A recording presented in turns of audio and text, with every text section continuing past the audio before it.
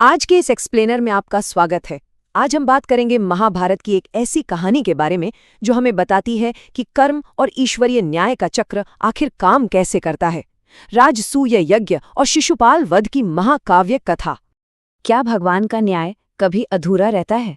हम सबने कभी न कभी ये सोचा है ना कि दुनिया में इतनी नाइंसाफी हो रही है, फिर भी ऊपर वाला कुछ कर क्यों नहीं रहा? आज का हमारा ये पूरा विश्लेषण इसी एक सवाल के इर्द गिर्द घूमेगा। आप देखेंगे कि भगवान के न्याय में भले ही देरी लगे, लेकिन वो होता बिल्कुल अचूक है।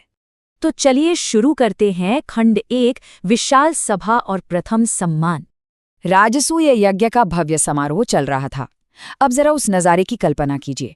पूरा का पूरा सभा भवन दुनिया भर के सबसे शक्तिशाली राजाओं, सम्राटों और अजेय योद्धाओं से खचाखच भरा हुआ था।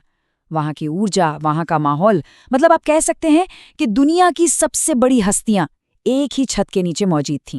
और इसी भव्य माहौल के बीच तभी युधिष्ठिर ने एक बड़ी घोषणा की। उन्होंने कहा, इस सभा में सबसे पहला सम्मान भगवान कृष्ण को दिया जाएगा। बस यही वो पल था जिसने उस विशाल कक्ष की पूरी एनर्जी को एकदम से पलट कर रख दिया। और यहीं से हम आते हैं खंड 2 पर, चेदी नरेश का भयंकर क्रोध। युधिष्ठिर की ये बात सुनते ही चेदी नरेश शिशुपाल एकदम क्रोध से भर उठा। एक तरफ शिशुपाल था जो आग बबूला होकर जोर जोर से भगवान कृष्ण का अपमान करने लगा, और दूसरी तरफ भगवान कृष्ण बिल्कुल शांत बैठे थे, एकदम अडिग और अविचलित। सभा में बैठे सभी लोग हैरान रह गए। मतलब बड़े बड़े योद्धा सन्न थे कि ये हो क्या रहा है। हर किसी के दिमाग में बस एक ही बात चल रही थी कि भगवान कृष्ण इतने भयंकर और खुले अपमान को बर्दाश्त करे क्यों रहे हैं, वो कुछ बोल क्यों नहीं रहे। इसका जवाब छिपा है हमारे तीसरे खंड में, 100 पापों का ईश्वरीय वचन।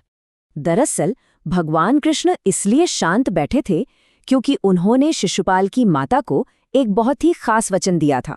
उन्होंने वादा किया था कि वे उसके 100 अपराध पूरी तरह से माफ करेंगे। तो जो बात बाकी लोगों को श्रीकृष्ण की कमजोरी लग रही थी ना, वो असल में ईश्वरीय कृपा की एक टिक टिक करती हुई घड़ी थी। और इधर शिशुपाल लगातार अपमान करता जा रहा था। 1, 2, 10, पूरे हॉल का माहौल भारी होता जा रहा था। फिर 50, 90, गिनती खतरे के निशान की तरफ बहुत तेजी से बढ़ रही थी। वहां बैठा हर इंसान अपनी सांस से रोके बस यही देख रहा था कि अब आगे क्या होगा। और फिर उसने 100 से भी ज्यादा अपराध कर दिए। लिमिट क्रॉस हो गई।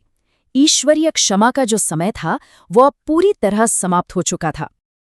अब समय आ गया था खंड 4 का, ईश्वरीय दंड। तभी भगवान कृष्ण उठे।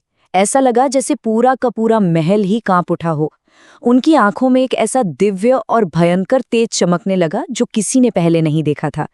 जो खामोशी अब तक सभा में थी वो एक भयानक तूफान में बदल चुकी थी। और फिर बिना किसी चेतावनी के उन्होंने अपना सबसे शक्तिशाली अस्त्र सुदर्शन चक्र छोड़ दिया। ईश्वरीय न्याय का ये अंतिम अस्त्र पूरी ब्रह्मांडीय ऊर्जा के साथ वहां प्रकट हो गया। कुछ ही क्षणों में उस सुदर्शन चक्र ने शिशुपाल का अंत कर दिया। जो सभा कुछ ही सेकंड पहले गालियों और शोर से गूंज रही थी ना, वहां अचानक एक भयानक सन्नाटा छा गया। लेकिन असली कहानी तो अब शुरू होती है। खंड 5, जय विजय का रहस्य। उस भारी सन्नाटे के बीच सबने एक हैरान कर देने वाला दृश्य देखा। शिशुपाल की आत्मा उसके शरीर से निकली और सीधे भगवान कृष्ण में विलीन हो गई। अब आप सोचेंगे ये कैसे हो सकता है? जिस इंसान को अभी अभी इतनी भयानक सजा मिली, उसे सीधा मोक्ष कैसे मिल गया? इसका रहस्य बहुत ही गहरा है। दरअसल शिशुपाल कोई साधारण राजा नहीं था। वो वास्तव में भगवान विष्णु के शाश्वत द्वारपाल जय विजय का ही जन्म था। एक पुराने श्राप की वजह से उन्हें पृथ्वी पर जन्म लेना पड़ा था। तो ये जो मृत्यु थी, ये सिर्फ एक सजा नहीं थी, बल्कि ये उस श्राप से आजादी और एक ब्रह्मांडीय मुक्ति थी। उस दिन पूरी दुनिया ने ये बात समझ ली कि भगवान का न्याय देरी से जरूर हो सकता है, लेकिन वो कभी अधूरा नहीं रहता। 100 गलतियों तक चुप रहना उनका असीम धैर्य था, और 100वीं गलती के तुरंत बाद दंड देना उनकी सटीकता। अगली बार जब आपको लगे कि न्याय नहीं हो रहा है, तो इस कहानी को जरूर याद रखिएगा। खैर, आज के इस एक्सप्लेनर को हम यहीं विराम देते हैं। जुड़ने के लिए बहुत बहुत धन्यवाद। जय श्री कृष्ण। राधे राधे।